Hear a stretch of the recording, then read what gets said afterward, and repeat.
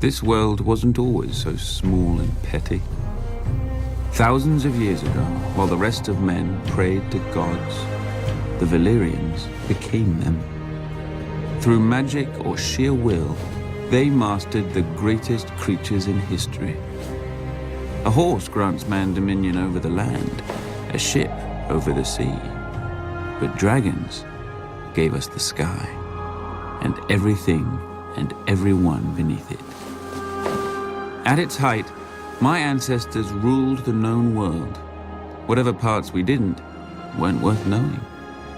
Our capital of Valyria shamed the magnificent cities of the east, for hammers and chisels were no match for dragon fire and sorcery.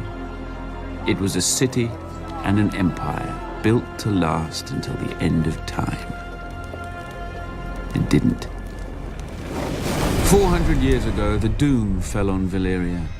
Mountains cracked open like eggs, lakes and rivers boiled, fountains of fire, ash and smoke spewed from the ground, so high and so hot that even dragons burned in flight. The land splintered, and the angry sea rushed in. In hours, the greatest city in history became history.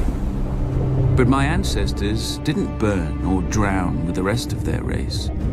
12 years before the doom, despite the sneers of his rivals, Aenar Targaryen abandoned the capital with his family. Legends claim that his daughter foresaw the destruction of the city in a dream. More likely, Aenar met with some mishap at court and chose exile over execution. He and House Targaryen slinked away to a dreary, remote, god-forsaken island. Forsaken no longer. With arts now lost to the world, we transformed a tiny outpost into Dragonstone, a fortress fit for the last dragon lords.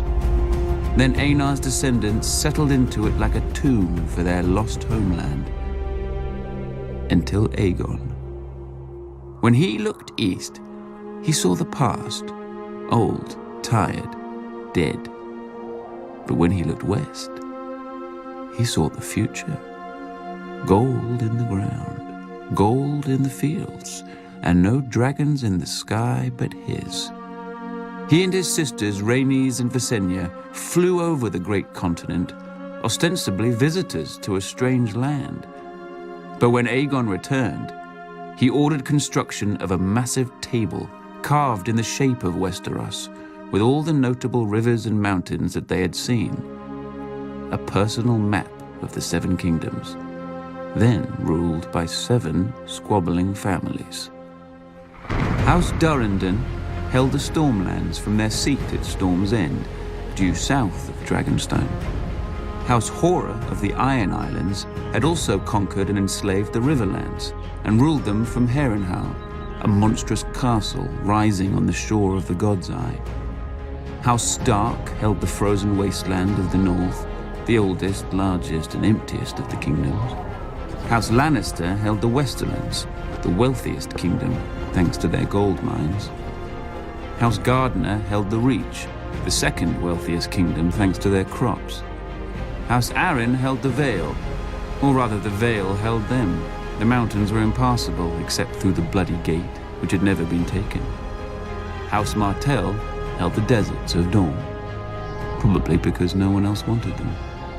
Together, the 7 kingdoms made Westeros, a realm that wasn't yet a realm, ruled by great families who didn't know what greatness was. Aegon would teach them.